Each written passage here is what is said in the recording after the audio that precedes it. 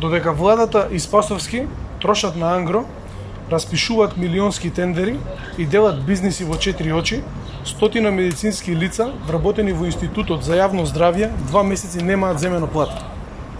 Владата и Спасовски, наместо да се грижат за лекарите и пациентите, ги оставаат луѓето кои се во првите борбени редови без основни средства за екзистенција.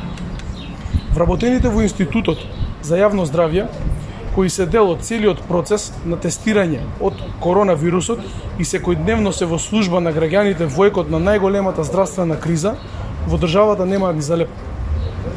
За стотина медицински лица, вработени во Институтот за јавно здравје, нема ниту плата, ниту здравствено и пензиско осигурување за месеците март и април.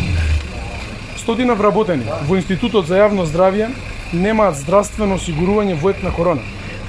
СДСМ е неодговорно.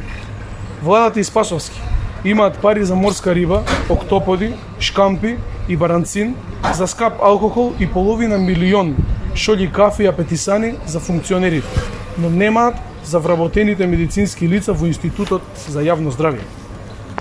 Владата на СДСМ има пари за нови огласи, за полнење на јавната администрација со партиски кадар, но нема заплати на луѓето кои го жртвуваат својот живот за да спасат живот на илјадници наши сограѓани.